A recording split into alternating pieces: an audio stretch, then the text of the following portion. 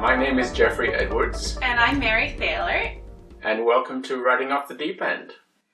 So today we're going to be talking about a kind of binary in writing and setting, the urban versus rural.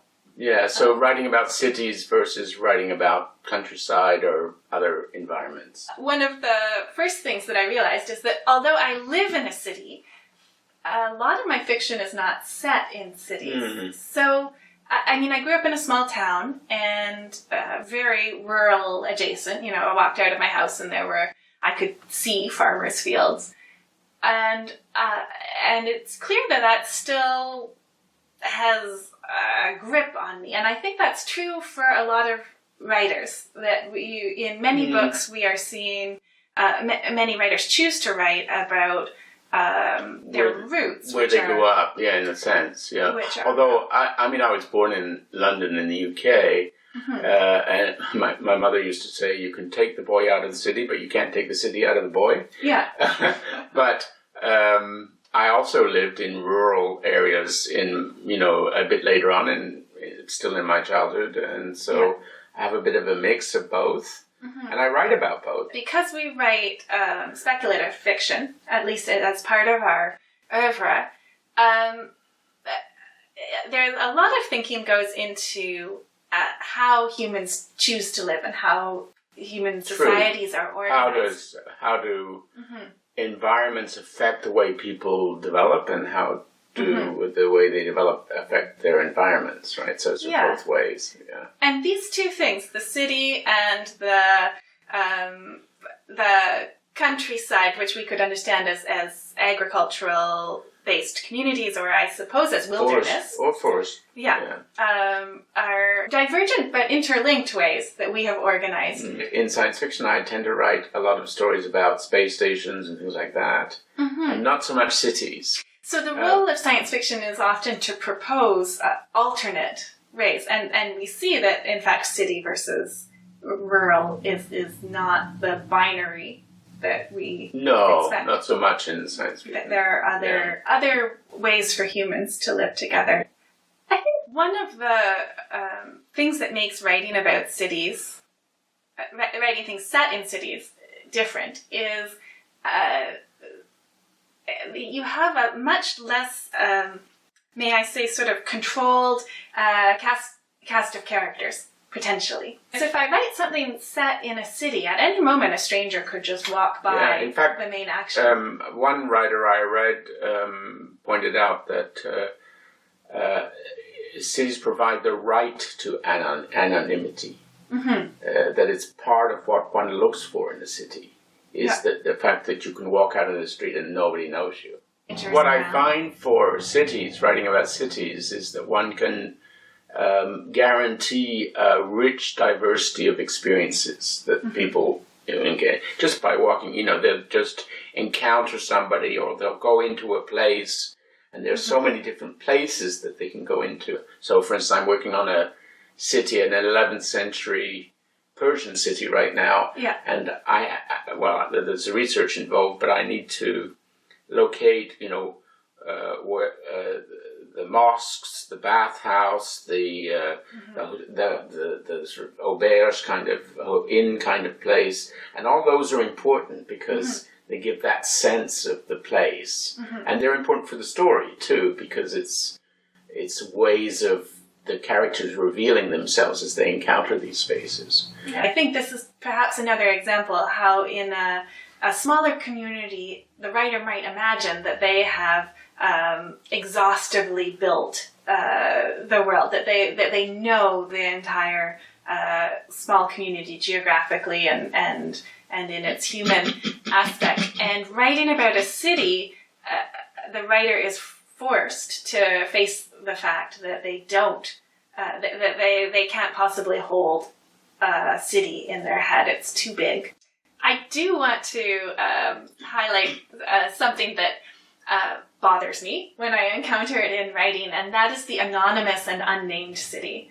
When the writer just wants a generic urban background, and it gives me so much delight to recognize a real city. To recognize the actual location. And I say recognize, but sometimes to encounter an actual city. And I am especially delighted when it's like a mid-sized or lesser-known city.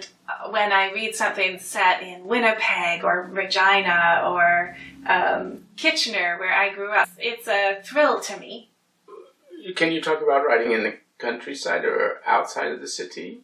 I think that writing about the countryside asks the writer to address a different set of truths related to humans' relationship to their landscape and to the land that surrounds them. So in the country, many people are involved in agriculture, in resource extraction. The wild places are often closer, and so it's easier for us to see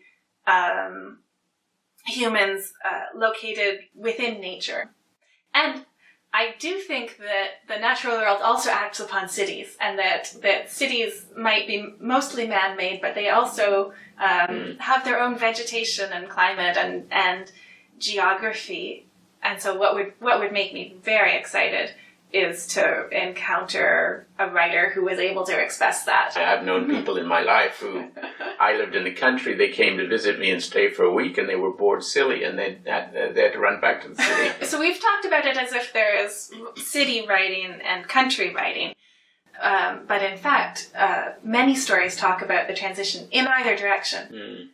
Though I wrote a story which is about the river, so the St. Lawrence River. So it's mostly rural, although it included some cities in the story because they're also on the river. Yeah. But the focus was on the river rather than the city. Obviously, a river has a kind of it is a character, the river. I do enjoy writing about it's odd to say this. I'm going to say enclosed worlds, although, I mean, the thing about the country is that it's wide open. Right. There's lots of space in it. But I enjoy writing about communities that are delimited in some way. Maybe it's the completist in me. That I like knowing everyone in the community and seeing how they all fit together. Given that I can't know 10 million people, there's a specific allure to the small town, or going even smaller. I've enjoyed writing about people who are living on a ship together, people who are living in a hamlet. In science fiction, you can have very small space stations or spacecraft, and it's such a wonderful incubator for human relationships, which for me is the main interest of writing. The relationship between cities and rural areas has often been hostile.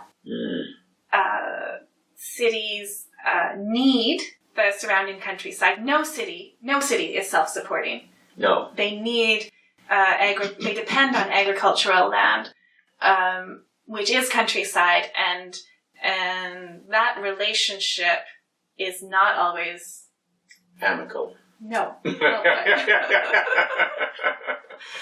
So, although I think you might want to argue that the countryside is self-supporting, but in some sense, the economy of the city drives something in the countryside as well. So, I think there's some truth in what you say, but I think there could be a lot of disagreement about the extent to which that is true, and that disagreement itself about how much do countries and cities need each other fuels that conflict and that hostility. And of course, conflict is very interesting to writers. Let's go specific. Favorite city in literature? I love Doris Lessing's The Four-Gated City, which is about London. And I grew up in London, or spent part of my time in London, so it's a city I know quite well. And what's fascinating about Lessing's story is that sort of 80% of the book is London in the past and present when she was writing. But then the 20% at the end is a futuristic science fiction part of London. So it has this, it straddles the science fiction and the non-science fiction world in a delightful way. So maybe a good example of an author who does treat a city as a character that has a lifespan on a very different scale than human lifespans. I love the Montreal in Heather O'Neill's novels. I don't know those. Yeah, she's a contemporary writer. She's writing right now, and she writes about Montreal, and she writes about historic Montreal. Lonely Hearts Hotel was sort of jazz era, back when Montreal was the sin city of our continent, the place where people came to get illegal booze, right up to present day Montreal. And I think I do love it in part because of the familiarity, that being able to recognize a city. What about a rural setting? Favorite rural setting? City, I didn't mention it, but I love Delaney's Dahlgren, which is about a fictional city called Bologna, in which the city is itself, it's almost the main character of the story. But I also love, Delaney wrote a series of books about with the title Never Iona, which is a kind of it's a whole civilization, but it's mostly rural. And mostly it's the rural side of that civilization that he writes about. I grew up reading a lot of children's literature by British authors, which is, if you're reading English, up until now, when there's so much more available to children, but back when I was a child, children's literature by British authors, and the children were always going out to the various English countrysides, without parental supervision. And they were usually middle class or upper middle class. Arthur Ransom, Swallows and Amazons, was kind of the pinnacle of the genre. And it's been lovely to discover the countryside of my own country as I got older and began to read more things that were actually set in Canada.